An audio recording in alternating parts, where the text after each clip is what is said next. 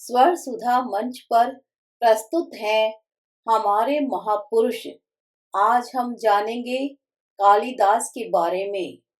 कालिदास आज से लगभग 2000 वर्ष पहले संस्कृत भाषा के बहुत बड़े कवि हो चुके हैं। ये उज्जैनी के राजा विक्रमादित्य की राजसभा के 9 रत्नों में से एक थे। इनके बचपन के जीवन का अभी तक कुछ भी पता नहीं चला है। कहते हैं कि ये दशपुर के रहने वाले थे, जिसे आजकल मंदसौर कहते हैं। इनके विषय में लोगों में कई कहानियां प्रसिद्ध हैं, किंतु उन पर विश्वास नहीं किया जा सकता। एक कहानी जो बहुत प्रसिद्ध है वो इस प्रकार है।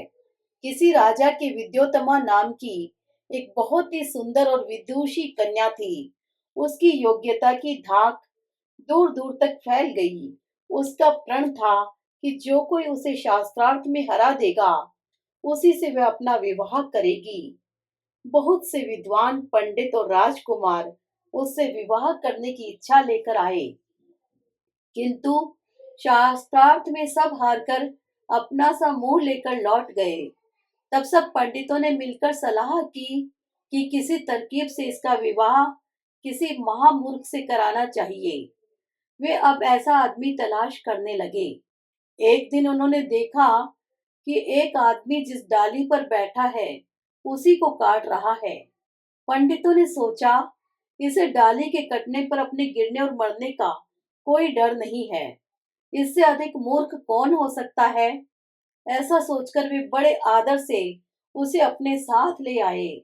उसे स्नान कराया, अच्छा भोजन और अच्छे वस्त्र दिए तथा कुछ दिन अपने पास रखा। इससे उसका शरीर और रूप सुधर गया। तब उन्होंने उससे कहा, हम तुम्हारा विवाह एक सुंदर राजकुमारी से कराएंगे। इशारों में बात करना, मुंह से कुछ मत बोलना। वहां जाकर राजकुमारी से कहलवाया कि हमारे गुरुजी तुमसे शास्त्रार्थ करने आए हैं। वे आजकल मौन धारण किए हुए हैं, इसलिए इशारों में बातें करेंगे। राजकुमारी तैयार हो गई। सभा में सब इकट्ठे हुए। राजकुमारी ने एक उंगली उठाई। मूर्ख ने सोचा कि यह मेरी एक आंख फोड़ना चाहती है। उसके बदले में उसकी दोनों आंखें फोड़ने का इशारा करने के लिए अपनी 2 उंगलियां उठाई।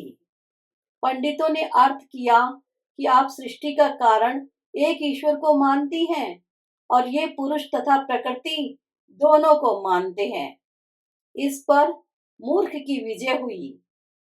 फिर राजकुमारी ने अपनी 5 उंगलियां उठाई। उसने समझा कि यह मुझे चपत मारना चाहती है, इसलिए उसने मुक्का दिखलाया।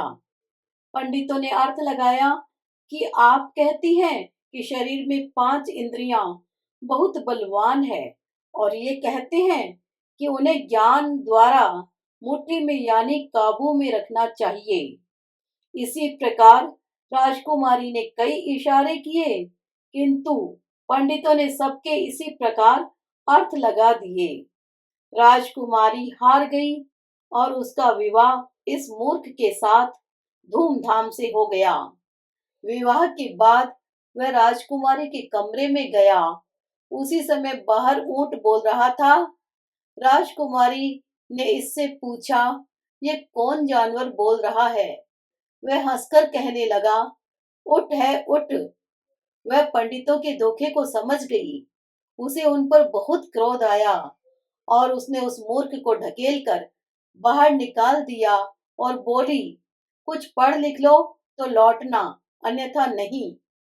वैसे वह बहुत मूर्ख था, पर यह बात उसके हृदय में चुभ गई। वह बोला, अब आया तो तुझसे अधिक विद्वान बनकर आऊंगा। वह जंगल में चला गया और सरस्वती को प्रसन्न करने के लिए तपस्या करने लगा।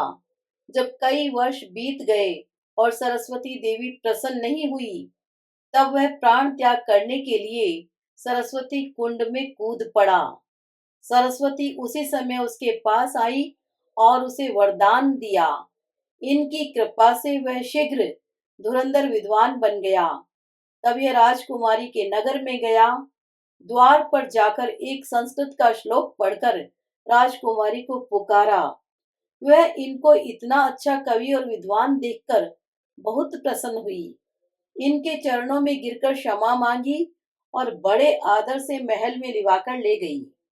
यही मूर्ख स्त्री के कारण प्रसिद्ध कवि कालिदास हुए। इस कहानी में कुछ सत्य हो अथवा न हो, किंतु इसे शिक्षा अवश्य मिलती है कि मूर्ख से मूर्ख भी सच्ची लगन और अभ्यास से एक बड़ा विद्वान बन सकता है। कालिदास की लिखी हुई पुस्तकों का जितना आदर देश और विदेश में हुआ है, उतना और किसी पुराने कवि की रचनाओं का नहीं हुआ। इनके लिखे अभिज्ञान शाकुंतल नाटक का अनुवाद अंग्रेजी, फ्रांसीसी, रूसी, जर्मनी आदि कई विदेशी भाषाओं में हो चुका है और इस नाटक को कई बार विदेशों में खेला भी गया है। इसे सब जगह बहुत पसंद किया गया है। अभिज्ञान शाकुंतल नाटक संसार की सबसे अच्छी पुस्तकों में से एक है।